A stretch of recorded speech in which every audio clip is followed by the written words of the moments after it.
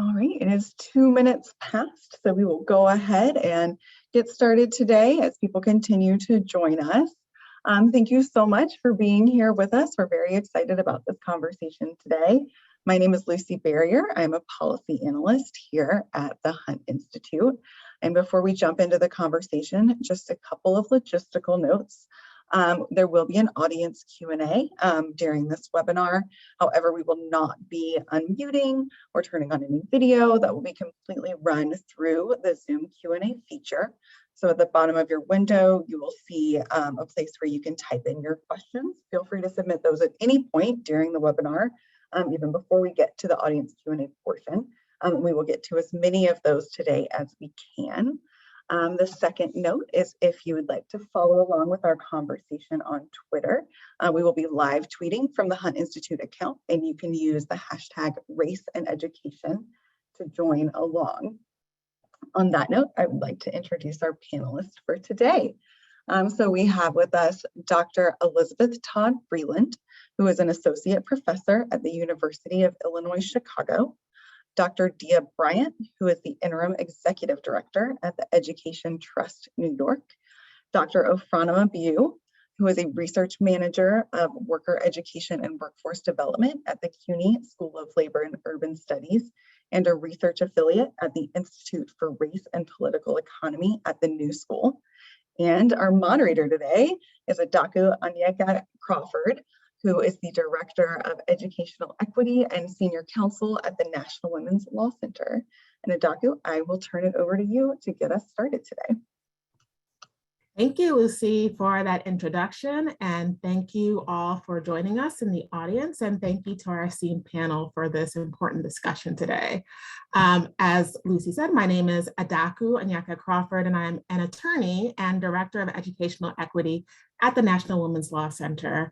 The Law Center is a DC-based nonprofit that has been around for almost 50 years that uses the law in all its forms to change culture and drive solutions to gender inequity. And my work at NWLC has focused on removing both race and gender-based educational barriers that particularly impact Black and Brown girls, women, and LGBTQ students in school.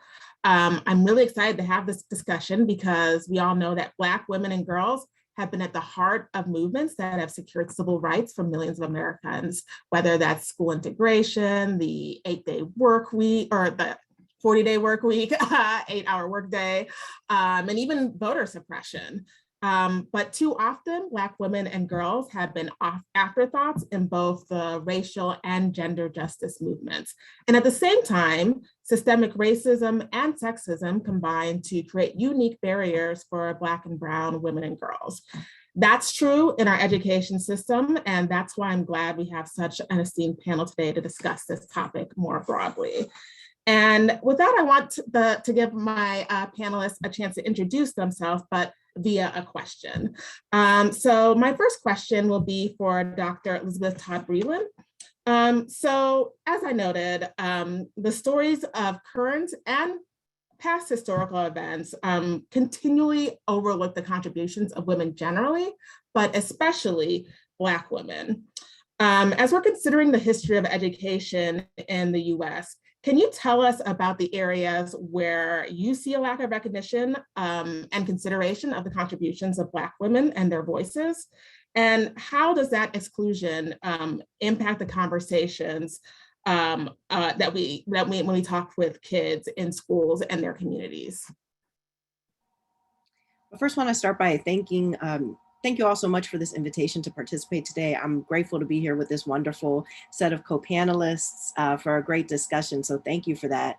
As was mentioned, I am a historian. And so I think I'm going to ground my answer in, history. And I think if you look at the history of Black women educators, well, starting with the history of educators, particularly PK through 12, PK through 12 teaching became a feminized field by the 20th century, particularly for primary education. And that was the case for Black educators as well. The field was also an opportunity space for Black women since universal public schooling was birthed in the South after the Civil War. So you see Black women going to become educators as one of the few professional spaces that they actually have access to for many years. At the same time, as we move forward in history and you think of, let's say you mentioned integration, the period of desegregation, which I think is often seen as sort of a high moment in some ways, but the impact of Brown on Black educators, particularly in the South, was that tens of thousands of Black educators lost their jobs. Black educators, Black administrators, because as schools were being desegregated, white staff was held on and Black staff from predominantly Black schools were not being hired to teach in these new integrated spaces. And those were disproportionately Black women, even at that time. So, you know, I think of the title for today about misogynoir, and I think about Dr. Moya Bailey and the way that she defines misogynoir as the ways that anti-Black and misogynistic representation shape broader ideas about Black women. And that's certainly something we see present for Black women educators. I'm also thinking today, I had an opportunity to speak at the University of Pittsburgh a couple weeks ago, and it made me think again about an educator who comes up a lot in my own research, who's Dr. Barbara Sizemore. And she's a phenomenal and really interesting figure as a longtime teacher, principal, and the first Black woman to be the superintendent of a large urban school district. And that was in the 1970s in Washington, DC. But I even look back to her time, sort of riffing on this idea of desegregation in Chicago when she was a principal at an elementary school on the west side of Chicago in the early 1960s. And the movement in the city and the civil rights community was for desegregation. And she was trying to lift up the gains that were being made under her leadership at an all Black school. And she was told by the movement, this is not the time for that. You are off message. She was ridiculed in the Black press and called Aunt Jabarbara, right? And so even like thinking about that and that the resistance to her ideas and to her leadership as a Black woman, this was a form of misogynoir, right? And we see this continue in her time in DC. As I mentioned, in the 1970s, she was the first Black woman superintendent of a major city school district in DC. And her forthright style challenged both racialized and gendered notions of how Black women should behave, particularly in relation to power brokers. And DC still, and was at the time, in this precarious position where you have both federal oversight and city oversight of the school district. And she was again greeted with misogynoir. And I should note, this isn't always just from white folks. This is from Black folks, white folks, men and women.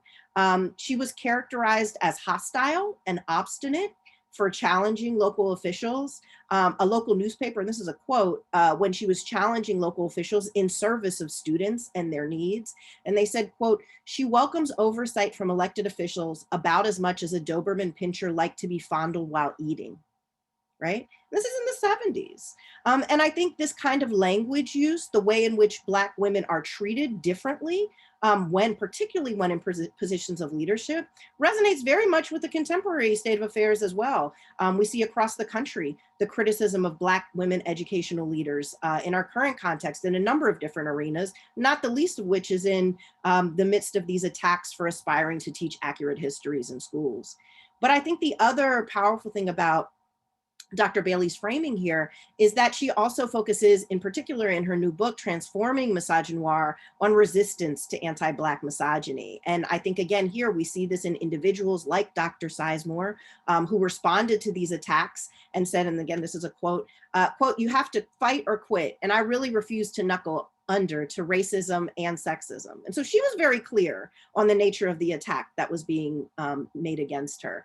And so I think also it's important to note the ways in which this resistance to misogynoir also took on and continues to take on collective forms. So this isn't just about individual Black women, but the historical experiences and organizing work, both within and beyond the workplace by Black women educators in the civil rights and Black power movement, and every subsequent movement between then and our current sort of more Black Lives Matter era. You see Black women, Black queer women at the front of these movements, and many of whom have a background in education. So I think while we understand, and there's often a lot of conversation about the importance of Black women and educators of color more generally as windows and mirrors within schools, there is also such an importance of Black women outside of schools as anchors of communities, as anchors in particular of Black communities, as the heads of households, not in a pathologizing way, but as people who are holding down blocks that other people have abandoned, as people that remain and continue to tithe in churches, to frequent Black businesses, to be a part of the institutional fabric of Black communities. I think the importance of Black women cannot be overlooked in education and beyond. So I'll stop there.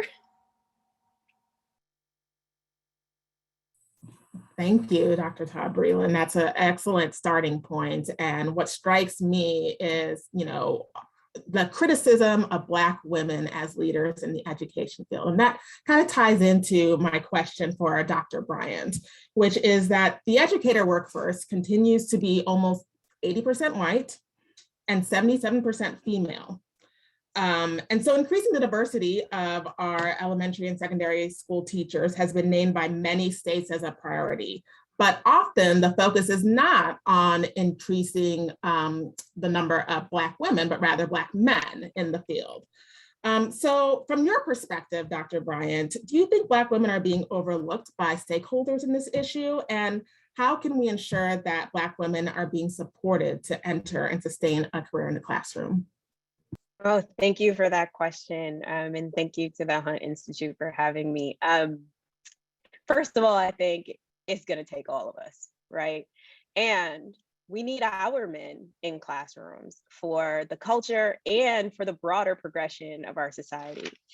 I would offer that more than being overlooked, we've been rendered invisible, much like Audre Lorde spoke about really broadly. And it's been done by systems and structures that characterize us and as strong and magical and sort of objectify our humanity, that we have some form of superpower that allows us to overcome hurt and pain in ways that other humans don't. And so I think that's rendered our work in the sector as invisible. It's always been there.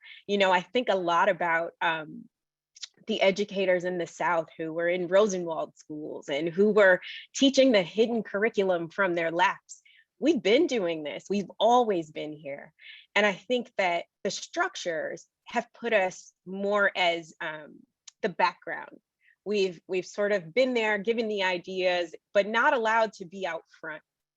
And I think what we are seeing now is sort of a rising, right? We've been solving the problems. Other folks have said, I don't know, I can't do this anymore, you do it. And so we've seen Janice Jackson in Chicago, amazing leader, unbelievable. We're watching Misha Porter in New York City. We are watching Cheryl Watson Harris in DeKalb. We are watching LaTanya Dade. We're watching Sonia Santaliz in Baltimore. We are watching these women lead some of the biggest cities with many of, some of the most disadvantaged and marginalized communities that our country has. And so we're here. And I think a lot of it is about, what Tony taught us about our gaze. I think our gaze has been fixed on something else. But Black women have been here, and we've been the ideas, we've been the mothers in schools, we've been the mentors to teachers, we've been the problem solvers. And I think that now that we've reached sort of this culmination of complex problems, people are like, wait, let me get out of the way and let these folks handle it. And that's what I think we're seeing now. So I would say it's less overlooked and more ignored or rendered invisible. Thank you, Dr. Bryant. And kind of picking up a thread about how often the stereotype of Black women being strong and, magical and, how that kind of makes us invisible and robs us of our humanity, kind of.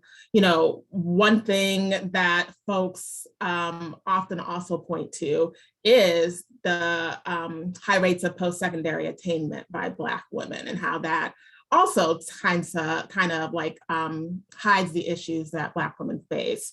And so, Dr. View, I'd like to turn to you with this question. So research shows that Black women continue to increase their share of post-secondary attainment and enrollment. But we also know that education alone doesn't close the many gaps that we see, whether that's the employment gap, the wage gap, leadership gaps, and also other biases and structural racism that continues to persist.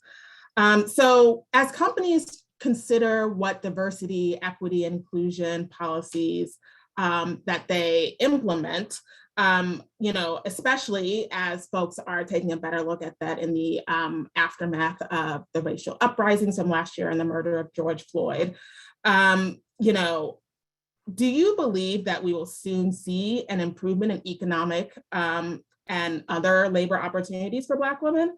And how can we hold these companies and organizations accountable for equitably supporting Black women in the workplace? Yeah, thanks for that question. So my background in this topic comes from my PhD research on occupational crowding. And occupational crowding looks at how different identity groups are represented in various forms of work based on their educational attainment and the educational requirement for the work. So in my research, I found that Black women are overrepresented in some of the worst forms of vulnerable arrangements like temp agency work.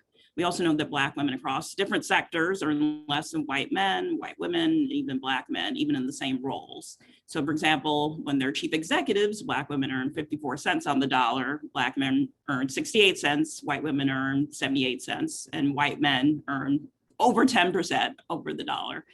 Even in education, Black women earn less. So for example, as elementary school teachers, Black women earn 87 cents on the dollar compared to $1.13 for white men. I also found that Black women are less likely to have employer-sponsored health insurance in the same occupations as white men. I also previously worked at the Building Movement Project and supported their race and nonprofit leadership research. And we did a survey of nonprofit workers, many of whom worked in education. And Black women reported facing workplace discrimination, no surprise, on the basis of race and gender. And this included disparaging treatment, included that invisibility that Dr. Bryant spoke of in the form of being overlooked for mentoring, being passed over for new opportunities, new promotions, jobs in favor of others with less experience. They also reported inequitable salaries in the sector. And of the few Black women who reported their concerns to people in power, very few actually had something come of it. So both the private and nonprofit sector, even the public sector, need to do better. And we know some organizations and companies are doing salary audits and see if there are disparities of pay. Some are investing in diversity, equity, inclusion training. Philanthropy can play a role too and set some demands for the nonprofits they're funding when it comes to these issues. Philanthropy itself needs to do a better job of better funding organizations led by Black women, and research has shown that these organizations are pretty underfunded. And as you said, companies have pledged billions to support Black communities in the wake of the George Floyd murder, but that really hasn't materialized yet. So overall, I don't think major change is going to happen without government intervention. So some examples, that means the EEOC having more funding for investigations, having more staff. People like economist Derek Hamilton have recommended more proactive checks of companies and organizations to see if discrimination is occurring, doing audits. We also know that unionization is important. It's not common enough in the nonprofit sector, even though there are growing efforts to push that forward. We know people in unions, including Black women, get paid more than their non-union counterparts. In their Black Women Best framework, Kendra Bozarth, Janelle Jones, and Grace Western have also recommended better labor protection laws. And I'll also add that in that Building Movement Project survey that I mentioned of nonprofit workers, Black women who responded and said that they didn't speak up against workplace discrimination, did so because they were afraid of losing their livelihoods, of course. So a federal jobs guarantee is a proposal that's been at the table so people can have an alternative and don't feel stuck. And have to be set up skillfully so that there are real protections and consequences if people are facing discrimination, making sure that people are paid equitably. In fact, Congresswoman Ayanna Pressley introduced a resolution calling for a federal jobs guarantee recently, and it builds on the legacy and work of generations of Black women in the civil rights movement. Thank you, Dr. View. So I have a follow-up question, and it's going to be the same question for each of our panelists. So you all are researchers, experts, and leaders on larger structural issues in our education and labor systems, but you're also all Black women. And so I have a question about, you work in these systems on a daily basis. Can you tell us more about your identity as a Black woman and how it intersects with your work, as well as any specific strategies you've used to find support and success when workplace structures or policies or behaviors create obstacles or challenges? And Dr. Bryant, I see you took yourself off mute, so you can go first. Oh, okay. So I guess here, I think a lot about just defining success for myself. Being a first generation college student has been such a clear part of my identity, coming from Detroit, born and raised in the 80s. And we know what the statistics look like for someone who came out of there. And for too long, I think as Black people, we've defined success by two things: our proximity to whiteness, or our ability to penetrate whiteness or white systems or white structures, and the depth at which we are able to do that. And a lot of my success has been the result of mentorship and allyship and finding the women that I admire and attaching myself to them and saying, hey, you just stuck with me. And a lot of that has, been learning their behaviors, learning how they survived. And so I consider myself a part of a lineage. I am not out here alone. There are, our ancestors, but there are also my contemporaries who keep watch and send that text message and say, hey, how's it going, sis? That type of thing goes a long way. I'd also say that a lot of it has been about reclaiming language that was meant to work against me. And that's beyond code switching. We use that language, but, that's really flat. What I'm talking about is leveraging my invisibility and transforming that silence into something that is transformative and that is powerful and it allows me to move through spaces that I was not meant to be in. And it's complex, but it's a resource that has allowed me to take things that were weaponized against me and many of my colleagues and transform it into things that have propelled me to be successful. Thank you. Yes, finding mentors, finding communities, and using what you've been conditioned to think are negatives and turn them into positives. Great things to live by. Dr. Todd Breland, anything that you can add about ways to find support and success when faced with obstacles? Sure, yeah. So I'm a university professor. I'm in a department of history, is my home department at the University of Illinois at Chicago. And I'm also a member of the Chicago Board of Education. And I frequently find myself, particularly in work, as the only Black woman in meetings. And even on the board, I'm the only Black woman on the board. And as it was mentioned, in a district most recently led by 2 Black women at the highest levels, but still seeing there the ways that does not protect you from such racist and misogynistic and misogynoir attacks that are uniquely deployed in those spaces against people in power. I think for myself, I think of all the very both structured and unstructured forms of support. And so, as an academic coming up, I didn't really dream of being a professor. I didn't really know that was something accessible to me until I went to college and became a part of a program that's a pathway pipeline program called at the time was called the Mellon Minority Undergraduate Fellowship Program. And the goal of the program was to diversify the professoriate. So it's a classic affirmative action program. I'm an affirmative action baby. And that's how I got here. And affirmative action is the least we can be doing, right? It doesn't actually create large structural change. It's a small sort of valve to let a few people in. And so I think that those types of programs have been really important, so like formal support programs with a goal of targeting and supporting, whether that be women of color or people of color more broadly, as well as the informal support networks that Dr. Bryant was mentioning, you know, colleagues and friends who you lean on. And then I think also, and this is something I think you were kind of referencing as well, Dr. Bryant, the importance of constantly asking yourself, like, who are my people and what am I doing this for, right? And keeping a very strong hold and connection with your why for the various works that you're doing, I think is very grounding and reminds you, again, as Dr. Bryant was saying, you're not alone in this. There's lots of folks out here with you, whether those be ancestors or those who are here with us doing this work. And then I guess the last thing I'd say, though, is it's also, though, a reminder, in addition to targeted programs or informal networks, the need for real policy change. One of the things that was mentioned earlier about institutions looking at wage scales. So that's something that, while I've been on the board here in Chicago, that the district did. And, you know, before you address something, you have to confront what the problem is, right? And so I think it's been exciting to see that work move forward and to say, here's the problem and here is how we're going to address this as a policy solution, not the benevolence of individuals or hoping that someone, you know, a kind person ends up in a particular seat, but what are the institutional changes that need to be made and how can we institutionalize them via policy, I think is something to keep in mind as well. And that has sort of been a parallel track that's been very important for me. A lot of great words of wisdom. I wrote down, who are my people and what am I doing this for? That is a mantra I think that we can all live by. I want to remind folks to drop any questions that you have in the Q&A.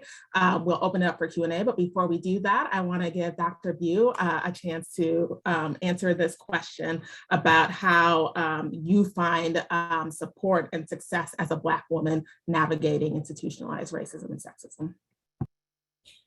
Yeah, I would say similarly, when I face obstacles in the workplace, my networks, my friends sustain me and are a source of support in the workplace, trying to find some allies I can go to, seeing where I can use the existing structures that exist in organizations for addressing any issues.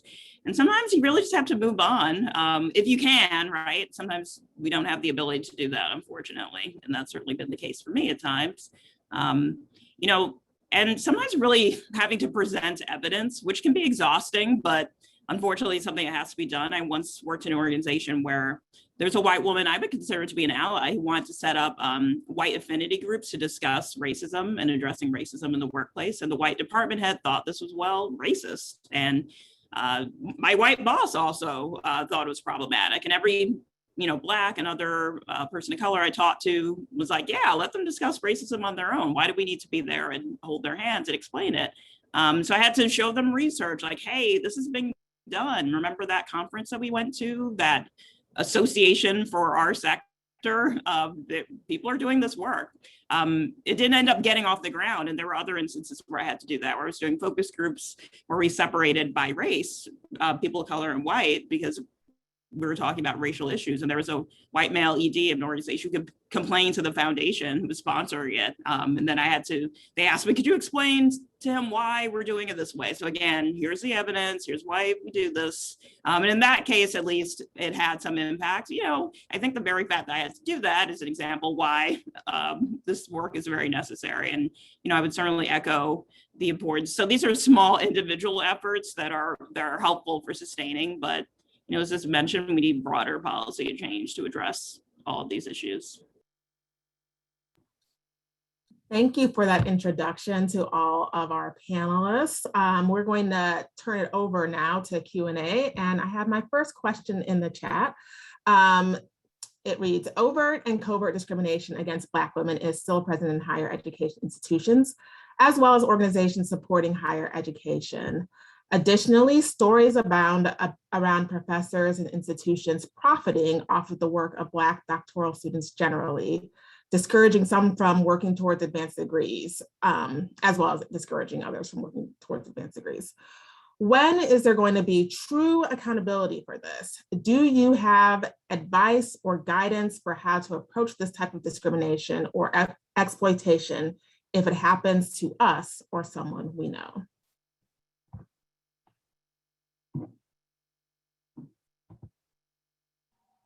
Well, I think there was a lot in that question. I think I agree. This is a problem endemic to higher education and the academy more generally, which I think from the outside is talked about as these like liberal bastions, but that is not, like, these are some of the most hierarchical, white supremacist, patriarchal, paternalistic institutions that you'll find, right? And so I think, to the point that Dr. Bew is making, you know, sometimes there's ways that you can try to sort of fight within, sometimes you have to make a decision to leave. But I would also say to organize. So, you know, if you have a graduate student union, if you have a faculty union, to draw on what resources and recourse or even legal representation that you might have via those institutions. If you don't have that, is there an ombudsman in your institution somewhere, or some other way to file formal complaints? And I know that the fear of retaliation, particularly when you are in a marginalized or contingent position, can be very real, and is a risk that many people weigh in these situations. So I don't want to suggest that these are easy steps to take necessarily, but I think it's similarly also finding allies amongst fellow graduate students or other faculty who may or may not look like you, related, you know, on these issues in particular, and trying to find advocates on your behalf is, I guess, some practical steps that I would suggest. But I want to be clear, I'm not suggesting these are easy steps or steps without the risk that was explicitly stated in the question.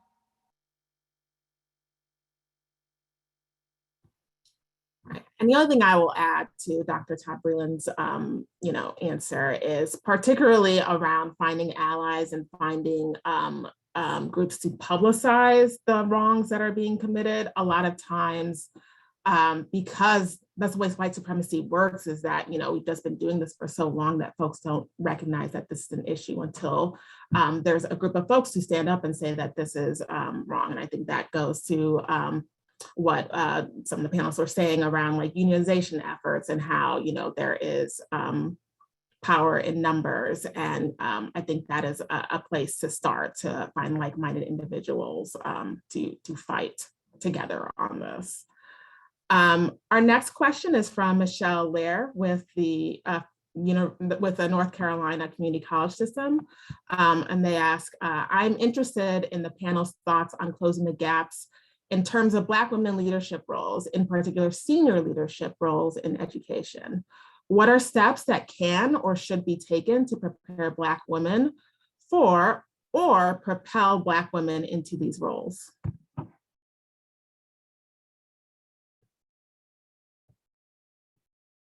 And I'm going to ask Dr. Bryant if you can answer this.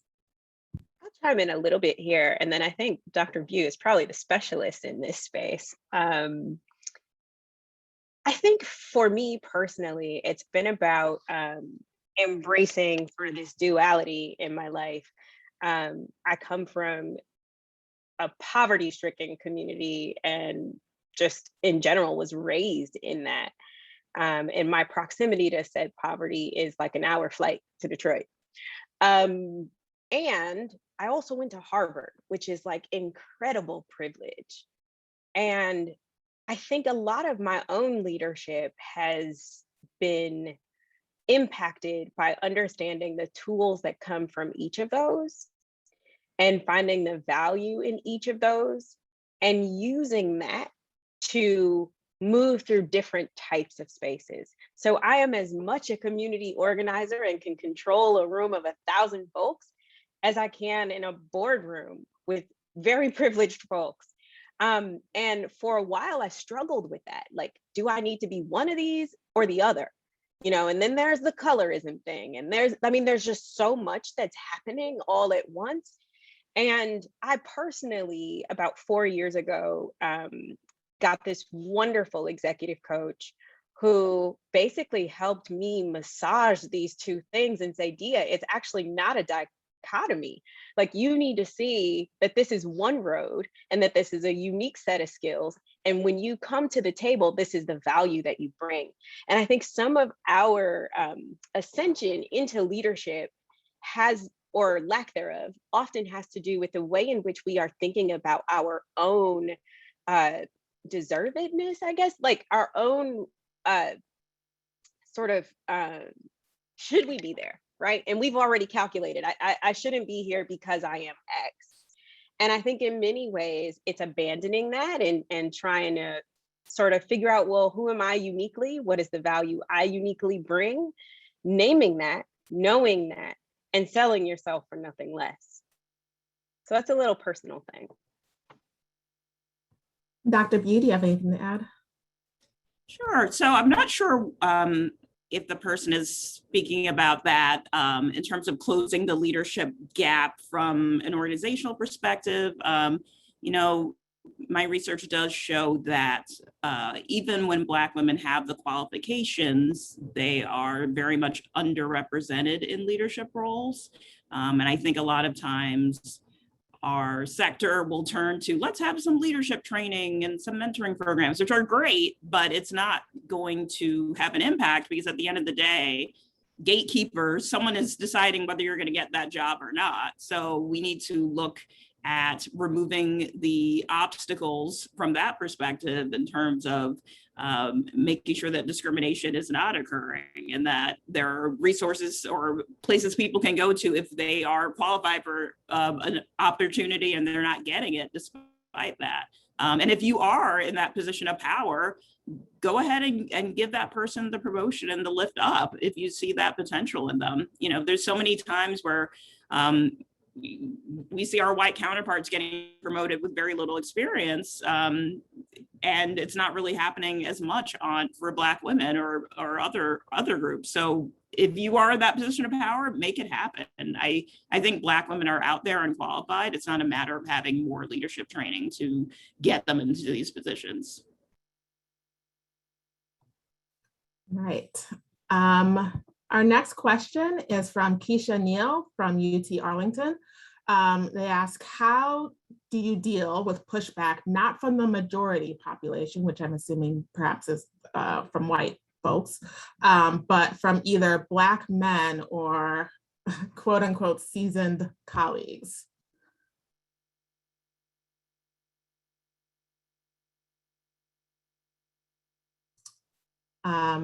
I will ask Dr. Todd Breland if you would like to take this question. Sure. I mean, I guess as a sort of general thing, I think sometimes, and I think this is what's really productive about Moya Bailey's discussion of misogynoir, I think often we bifurcate Black women into being women or being Black and disregard the intersection between the two. And so that means that we presume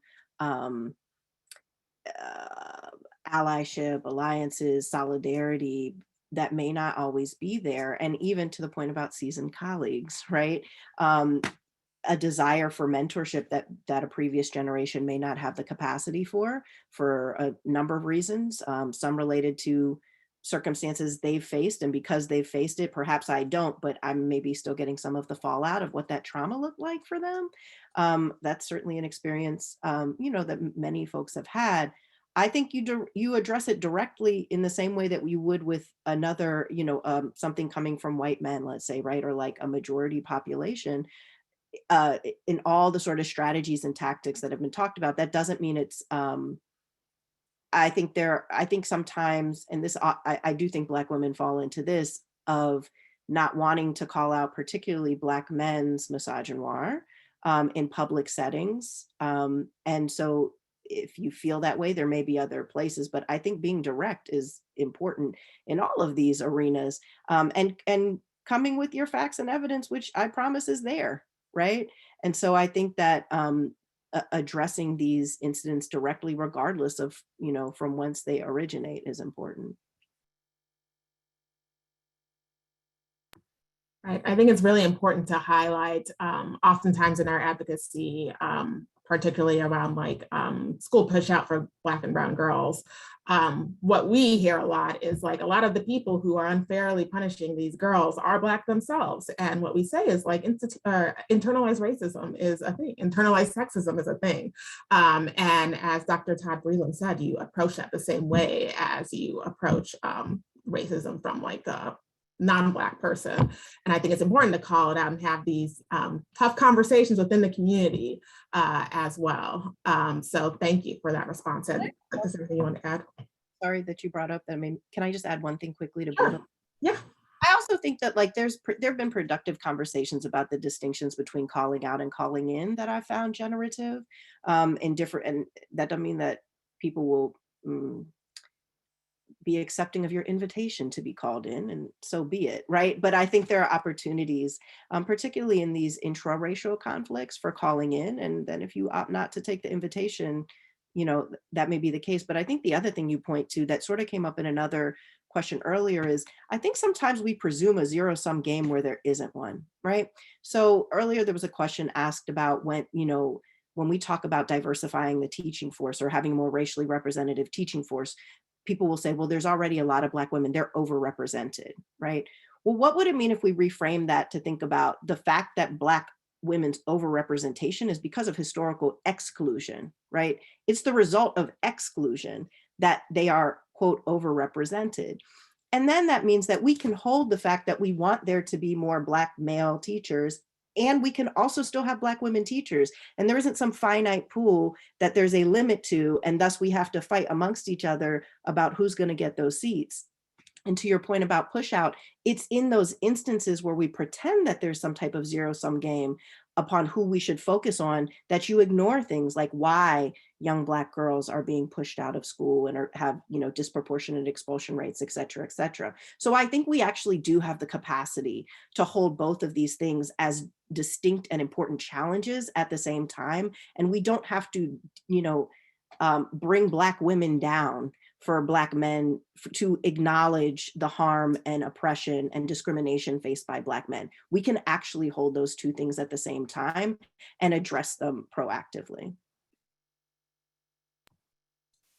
And for folks who are unfamiliar, Dr. Todd Breland, if you can give just a little bit more information on what calling out versus calling in is. Oh, sure. Yeah, I think it's the idea that sometimes calling out can feel like an attack, a personal attack. It can feel like having, you know, internal community conversations to a broader audience of which it may not be appropriate. And the idea of calling in is to say that there is a way that with care and love, we can be direct about the ways that harm is being caused and address it accordingly. That can be inviting someone into a conversation about that. And again, there has to be consent to want to address the harm when it's discussed. But I think it's a reframe of thinking about the way that we address problematic behavior or harmful behavior.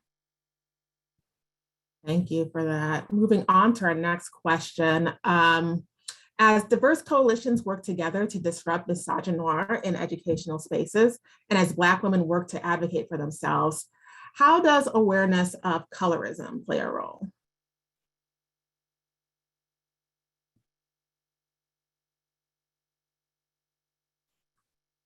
I will call on somebody. I mean, I'm light and we'll discuss this. I think that colorism is a really big deal, right?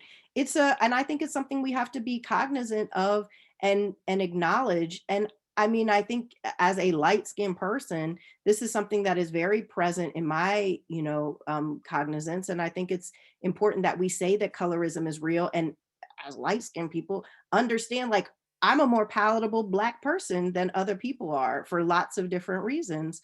And so what I do though, when in that space, if I'm not opening doors or calling out colorism when I see it, then I'm the same as you know, like it continues and reproduces that as a form of oppression. And that this is deep and longstanding and grounded in, again, like really deep historical trauma that we can date back many, many years within this country and globally. It's not just a US phenomenon, but I think it needs to be confronted like all of the other forms of oppression that we, you know, say that we care about in social justice struggles.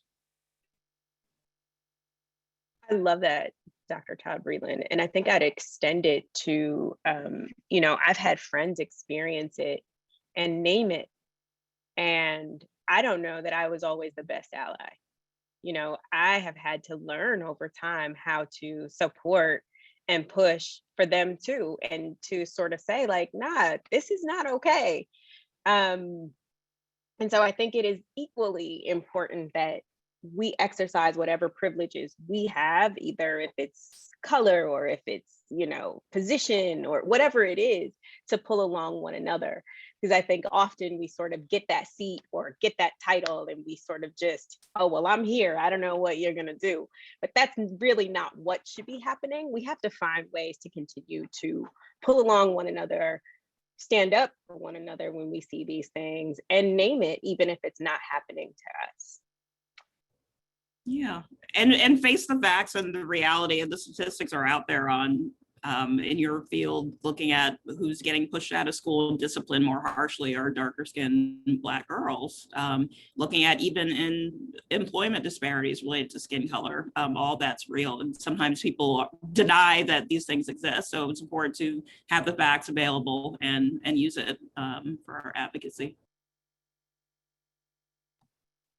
And that actually leads into the next question in the chat, which is, in the K-12 education system, Black girls speaking up and standing out is often penalized or discouraged. How can we ensure that our schools are preparing Black girls to recognize and develop their leadership potential? I'll jump in here. I have an 11-year-old daughter who is quite opinionated and quite informed. And personally, I am concerned a lot about our girls with tone policing. You know, there's a lot of that. You know, if you don't use the right tone with the right words, you are non-compliant, you are disrespectful.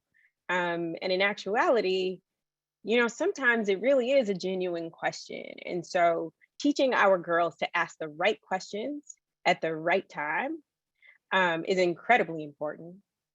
Also, learning to disarm is something that I've just personally worked on. Sometimes folks see us as intimidating and all these different things, you know, like you're just, it's your body, it's your clothes, it's the earrings, it's everything. And so our girls need to be in spaces where they can be fully themselves. And so I think there's sort of a two-pronged approach here. One, we need to be preparing our teachers to be with our kids. And if they cannot sort of understand who they are, where they come from culturally and from a full identity, then that's a disservice. But also our girls need to be in full bloom, and we need to let them know that that's okay and that they can do all that they want to do. I like that last point about letting girls be their authentic selves, you know, and I can't remember who said it earlier, but, you know, particularly folks from our more seasoned generation are accustomed to, you know, success looking like, you know, being able to conform with some kind of whiteness. And we need to like push back against it. There is nothing wrong. It's actually, it's again, with being loud, with being, you know, assertive, with having dreads, you know, with being unapologetically Black. And so I really do like that framing of like letting our girls be themselves and our Black kids be themselves. Looking at the chat, we have another question. How can we hold institutions and organizations accountable for their DEI efforts to ensure that the work is truly being done and not just being promoted in name only?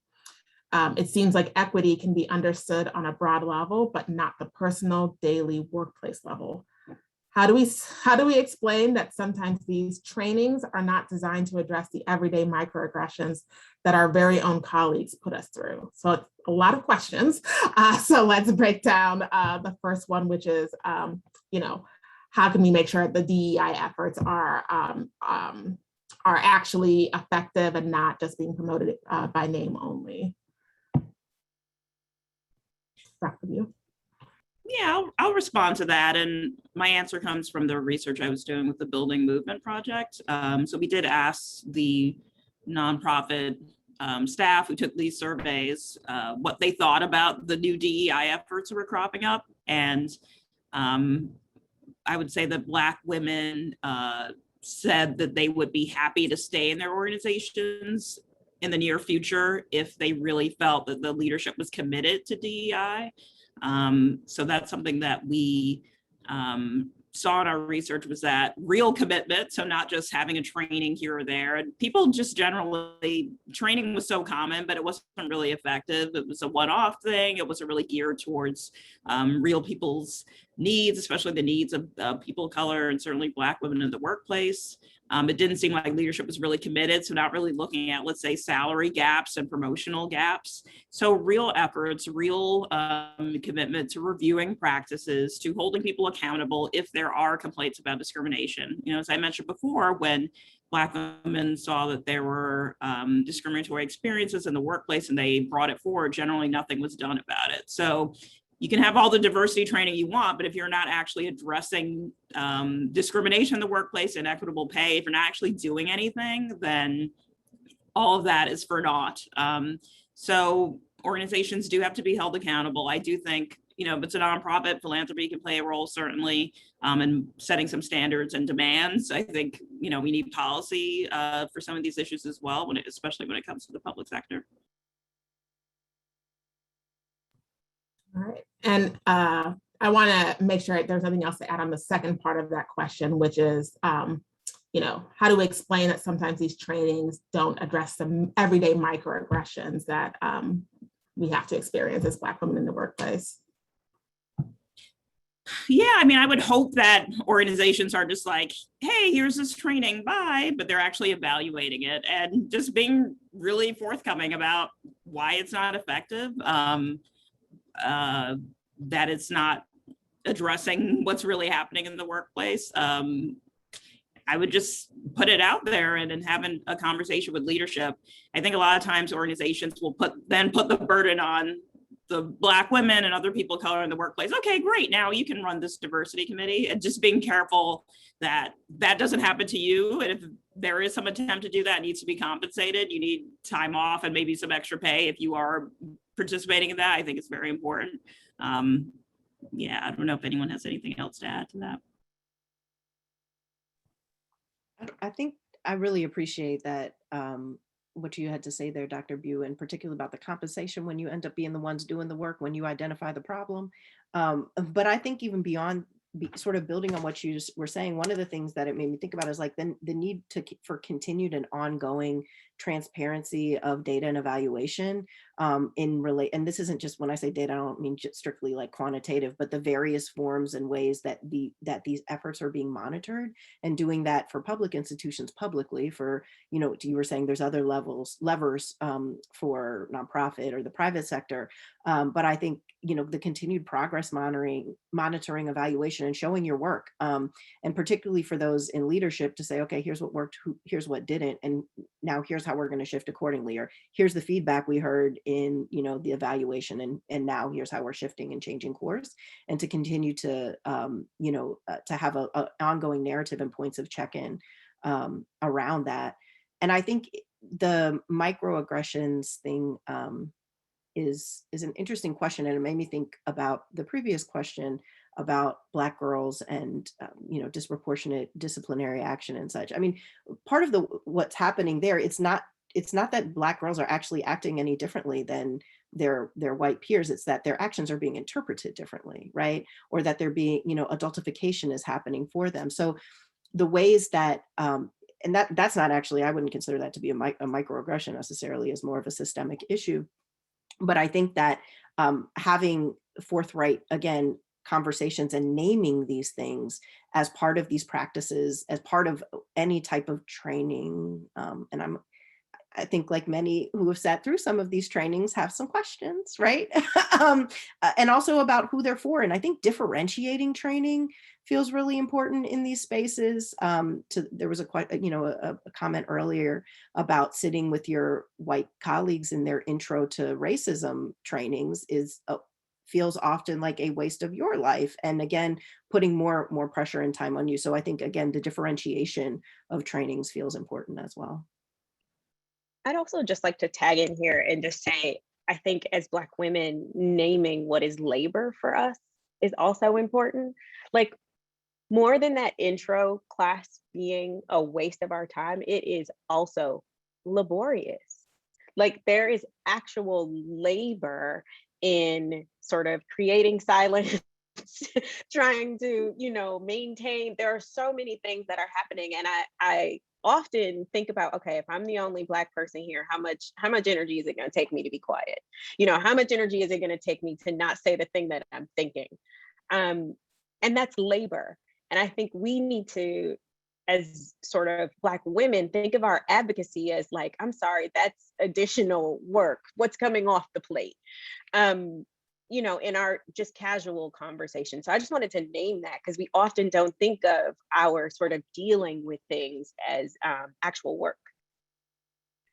Also, just sorry on that too, I think one of my favorite ways that my white allies show up for me is by taking on that labor that would otherwise fall to me in those spaces, or saying the thing that, like, am I going to have to be as the only person in the room, am I going to have to be the one who says this again? And no, them stepping up and saying that thing and pointing out the inequity and pushing on it aggressively in a way that I would be read very differently as pushing on, the issue. And I think that's a great way for folks who see themselves as woke allies to show up.